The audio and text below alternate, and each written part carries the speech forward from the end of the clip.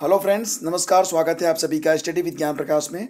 देखिए, 69,000 शिक्षक भर्ती से जुड़े हुए कुछ प्रश्न ऐसे हैं जो कि बहुत ही कॉमन हैं और इसलिए इस वीडियो में मैं आपके उन प्रश्नों को आंसर करूंगा जो प्रश्न आपके लिए बहुत ही ज़रूरी हैं और बहुत सारे लोगों के प्रश्न एक जैसे हैं। जैसे कि आदित्य तिवारी लिखते हैं कि सर, जनरल गुणांक 64.52 पीलीभीत, इनका जिला पीलीभीत से है, और प्रथम वरीयता श्रावस्ती वाली कम गुणांक वाली लिस्ट से दिया जाए या फिर पीलीभीत और आसपास के जिलों से शुरू किया जाए।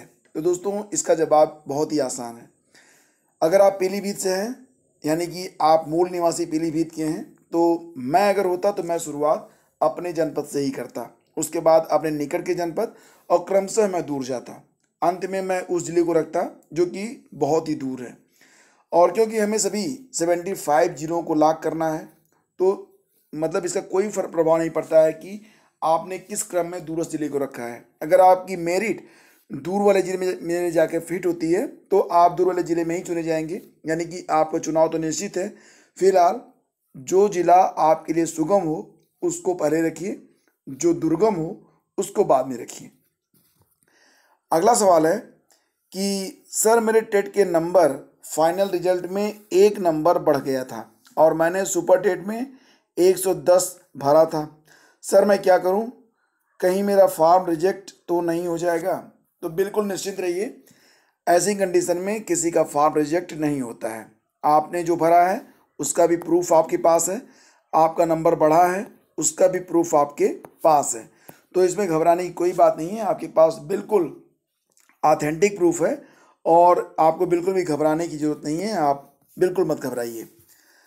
अगला सवाल है यहाँ पर कि मेरा 70.56 है ओबीसी गर्ल्स में, तो क्या हो जाएगा? अगर इतने पे भी नहीं होगा तो फिर किसका होगा? नेक्स्ट, कोई मुझे ये बता सकता है, जिला मिल गया उसके बाद ब्लॉक और स्कूल का चॉइस खुद कर सकते हैं या डाइट से ऑलरेडी अपने आप दिया जाता है? तो फिलहाल इतना तो आप बीएसए पर ही छोड़िए, क्योंकि जिला के जो जिला होगा उसके आवंटन के बाद कौन सा स्कूल मिलता है ये बीएसए ऑफिस से ही तय किया जाता है। नेक्स्ट है कि मैंने वोटर आईडी लगाया था लेकिन वो खो गया है, तो क्या आधार या पैन लगा सकते हैं?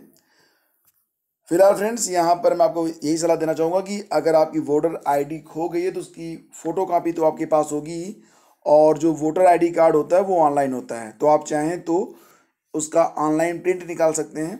और वैसे बाकी के जो आपके पास प्रमाण है उसको भी लेके जाइएगा जब आपका सत्यापन हो उस समय। और मानवीय त्रुटि क्या क्या सही कर सकते हैं? बस इतना ही कहना चाहूँगा कि मानवीय त्रुटि में इस बार सिर्फ आप मोबाइल नंबर को ही करेक्ट कर पाएंगे, बाकी कोई भी चीज़ आप करेक्ट नहीं कर सकते हैं।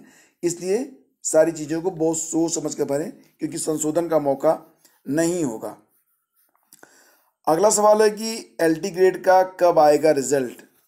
तो फ्रेंड्स, करिए इंतज़ार। उम्मीद रखते हैं कि अगले 15-20 दिन में आपको रिजल्ट देखने को मिल सकता है।